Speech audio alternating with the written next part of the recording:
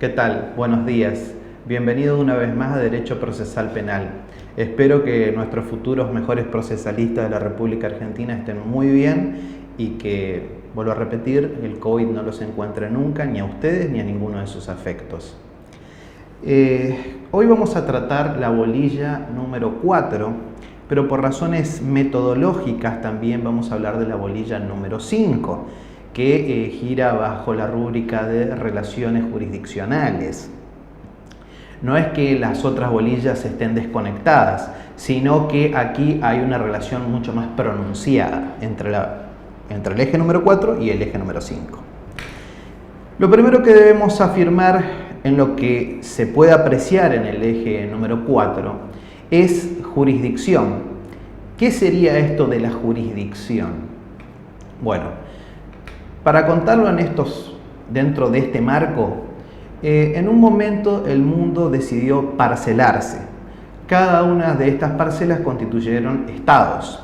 Y la República Argentina, en idéntico sentido a otros países, desde su organización política, que primero no se llamaba República Argentina, sino Provincia Unida del Río de la Plata, y después se llamó República Argentina, se organizó de una manera política, creando organismos, pero no solamente creándolos, sino organizándolos e instituyéndolos y confiriéndoles normativamente la potestad o el poder. ¿Para qué? Para dar un coto o dar una solución a un conflicto social que se generaba entre los pares de esa sociedad, en el seno de esa sociedad. O sea, se generaba un conflicto dentro de la sociedad y aparecía el Estado, este ente ideal, que automáticamente se había irrogado la actividad represiva estatal, el monopolio de la actividad represiva estatal, para que se le dé un conto a la venganza privada y solucionaba el conflicto. Ahora, por eso es que es entendible cuando se dice, además, el vocabulario jurisdicción proviene del latín jurisdictio, que es decir el derecho. Pero, ¿quién es el que dice el derecho? El que dice el derecho es el juez, uno de los sujetos esenciales de lo que nosotros ya hemos expresado, nos venimos expresando en las bolillas anteriores.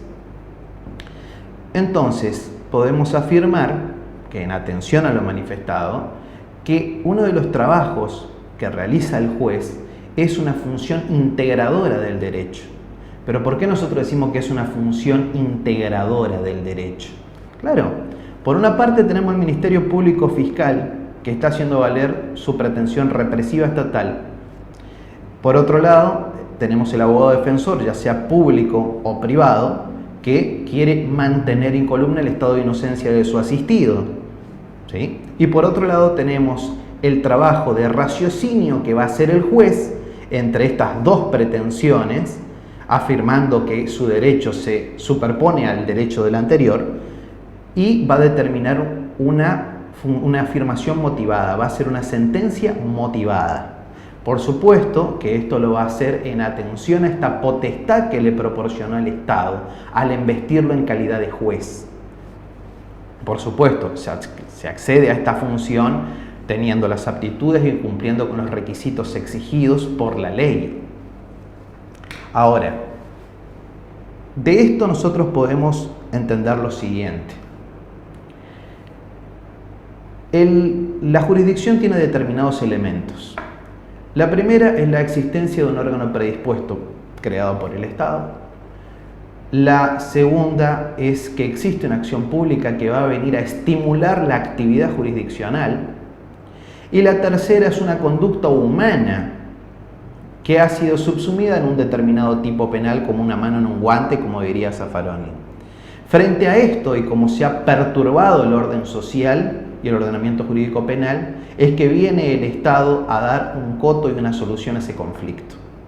Por eso, la naturaleza jurídica de la jurisdicción, amén a las teorías existentes en danza, que son sostenidas por doctrinarios realmente que resaltan por su intelecto, como es el caso de Carneluti en la teoría subjetiva, como es el caso de Chiovenda en el caso de las teorías funcionales o la teoría objetiva también, en donde la teoría subjetiva hace referencia a la jurisdicción, es la protección y la tutela de los derechos individuales, mientras que, en lo que hace a su ejercicio, mientras que la teoría objetiva lo que va a decir no, es el actuar del derecho, y a través del actuar del derecho se mantiene el orden jurídico, y a través del mantenimiento del orden jurídico se llega a la paz social. Es discutible todo esto, pero son puntos de vista que han proporcionado los estudiosos del derecho a través de estas teorías subjetivas, objetivas, mixtas, que es la posición ecléptica, y la teoría funcional. Pero la naturaleza jurídica de la jurisdicción es el mantenimiento del orden social. Eso es la naturaleza de la jurisdicción, el mantenimiento del orden jurídico, que esto nos va a transmitir al orden social. De esto también podemos sacar de que existen ciertos caracteres que son circundantes a este concepto que estamos dando. ¿Qué podemos decir? Que es de orden público la jurisdicción. Podemos manifestar que es un ejercicio de soberanía del Estado. Podemos manifestar también que es improrrogable. Podemos hacer referencia a que el tercero equidistante, el juez, es imparcial en su pronunciamiento, es un tercero supraparte. Podemos hacer referencia también precisamente a que existe una cuestión de que actúa al existir un conflicto, solamente se activa cuando existe un conflicto. Y ustedes me dirán, ¿y por qué este especial énfasis del conflicto? Si también en el área civil actúa porque hay un conflicto. Bueno, lo que pasa es que el carácter distintivo, se podría decir, es que en el área civil o en las normas del derecho común, lo que se busca es un resarcimiento económico. O sea, es un derecho de resarcimiento el derecho civil y su práctica forense, que es el derecho procesal civil. En cambio, en el área penal, que nosotros ya hemos explicado que el derecho procesal penal es precisamente es el derecho de aplicación de las normas sustantivas, nosotros no buscamos eso. No se busca ningún tipo de resarcimiento o de indemnización, sino lo que se aplica es la irrogación de un mal. Por eso es que se afirmó en bolillas anteriores de que la idea de la utilidad de la pena no está alejado de los objetivos.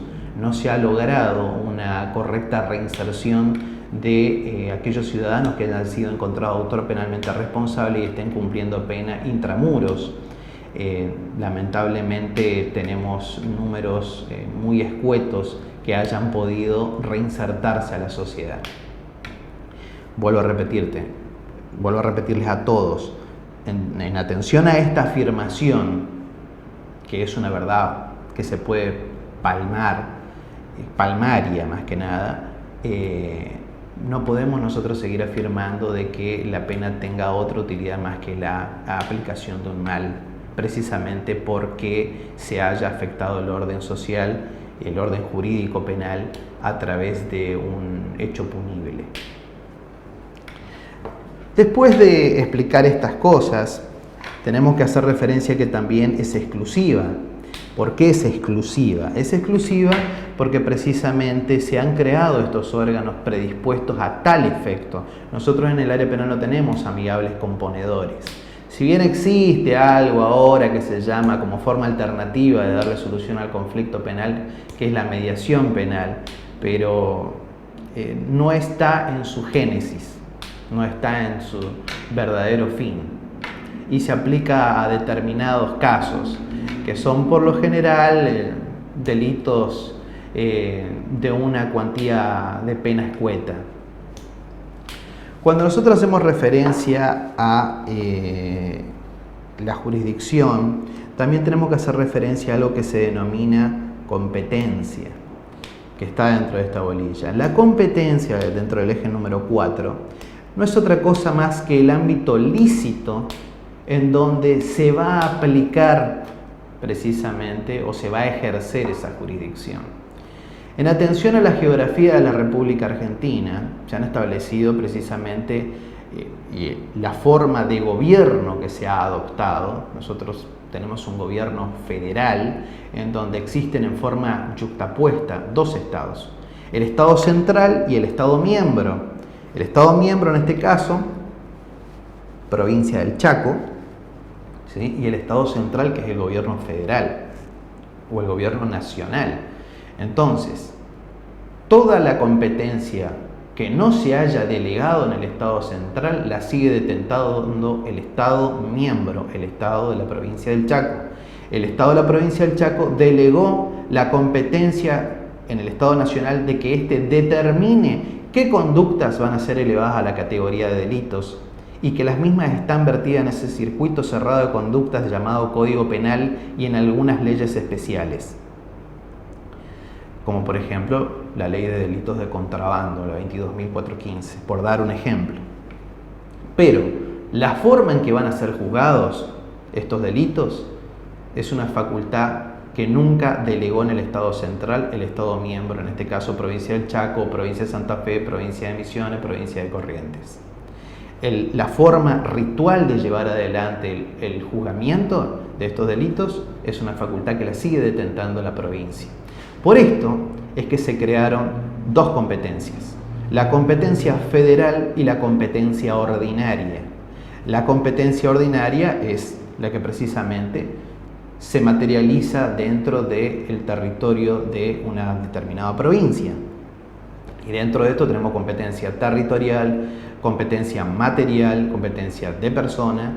En lo que respecta a la competencia federal, debemos decir que es excepcional, como matices, tenemos que resaltar que es excepcional porque solamente se activan determinados presupuestos. Es precisamente suprema, ¿por qué? Porque sus pronunciamientos solo pueden ser revisados por otros órganos federales. Por ejemplo, el pronunciamiento del Tribunal Oral Federal de la Ciudad de Resistencia solamente puede ser revisado por casación federal. En lo que respecta, o sea, yo tengo un pronunciamiento, planteo recurso de casación y el que resuelve es casación federal, no precisamente un juzgado ordinario de la justicia ordinaria, sino otro federal, de mayor jerarquía, un tribunal de alzada. Con respecto a ¿por qué nosotros decimos que es excepcional o estricto? Bueno, es excepcional precisamente o estricto porque solo se activa bajo determinados supuestos. Esos supuestos son, por ejemplo, en lo que respecta a la materia, cuando se ve afectado precisamente un interés jurídico de la nación determinado. Por ejemplo, si se ve en riesgo la continuidad del orden democrático, ¿sí? Por ejemplo, nosotros no sé si se acuerdan, pero en el año 2013-2014 tuvimos una sedición de la policía. Acá en la provincia del Chaco por lo menos sucedió. Y esas causas, ¿quién entiende esas causas? La justicia federal. ¿Por qué? Porque a través de ese amotinamiento o esa huelga que hicieron la fuerza en su momento, se puso en riesgo el orden democrático de la provincia. Entonces, en ese caso, actúa, y como fue a nivel nacional, actúa la justicia federal. Por ejemplo, en la emisión de billetes, ¿quién actúa? La justicia federal. Por ejemplo, en aquellas defraudaciones que pongan en riesgo o que hayan afectado en forma pronunciada precisamente al erario público nacional, ¿quién actúa? La justicia federal. Aquellos hechos en donde se ponga en riesgo las telecomunicaciones de la República Argentina, ¿quién actúa? La justicia federal. Pero no solamente termina acá, tiene un determinado territorio donde actúa, que es precisamente ese territorio donde ejerce soberanía la República Argentina. Por ejemplo, lo que sucedió con el submarino de Lara San Juan, que sucedió en la plataforma de la República Argentina, en la plataforma marítima de la República Argentina, cerca de la zona económica exclusiva. ¿Quién actúa ahí? La justicia federal. Si ahora con el tema del COVID, que había problemas con el puente Chaco Corrientes, ¿sí? Entre la gente porque mucha gente que trabaja en Resistencia vive en Corrientes y muchas de esas personas son personal de salud, entonces del Ministerio de Salud, ya sea pública o privada. No hago referencia a que haya un ministerio privado, sino que actúan precisamente o trabajan, desarrollan sus funciones en sanatorios privados. Entonces había un problema porque habían impedido que la libre circulación de los galenos y de los enfermeros. Entonces, ¿quién actúa ahí para destrabar este tema? La justicia federal. ¿Por qué? Porque había conflicto entre dos provincias, la provincia del Chaco y la provincia de Corrientes. Con respecto a la cuestión, más que nada, cuando nosotros hacemos referencia a competencia territorial, sin ya ser excesivo en la explicación, estamos haciendo referencia al área geográfica en donde los magistrados van a ejercer la jurisdicción. Cuando nosotros hacemos referencia a la competencia ordinaria, estamos haciendo referencia a aquellos delitos que se materializan dentro de un territorio de la provincia, dentro de alguna de sus áreas geográficas, dentro de sus fronteras. Por ejemplo, acá, para dar una explicación con mayor profundidad, tenemos 6 circunscripciones judiciales. Está la circunscripción de la ciudad de Resistencia, comandante Departamento San Fernando. Tenemos la segunda circunscripción judicial, que es Presidencia Roque Saspeña, comandante Fernández. Después tenemos la tercera circunscripción judicial, Villa Ángela, cuarta Charata, quinta San Martín y sexta Castelli. ¿A qué obedece todo esto? A una división de tareas, porque sería un cúmulo de trabajo demasiado grande y excesivo que tengamos tan solo 2 circunscripciones judiciales y que los jueces deban entender precisamente, supongamos, en todos los hechos punibles que se generan en un terreno tan amplio de territorio. Esto generaría un retraso más que evidente y pronunciado en el pronunciamiento de una sentencia o darle un coto a un conflicto. Cuando nosotros hacemos referencia a esta cuestión, más que nada, estamos haciendo referencia a que, por ejemplo, si un delito, un homicidio, se materializa en Quitilipi, que es una ciudad cercana a Presidencia Roque Saspeña, ¿quiénes tienen competencia para entender en este delito? Bueno, los jueces de Presidencia Roque Saspeña, atendiendo a qué delito estemos hablando. Porque si estamos hablando de un delito, por ejemplo, un hurto simple que tiene una escala penal de 1 mes a 2 años, va a ser competencia del juzgado correccional. El que va a ejercer la jurisdicción es el juez correccional. Juez correccional número 1 o juez correccional número 2. Después, si estamos hablando, ustedes me dirán, ¿en qué clase de delito entiende este juez correccional?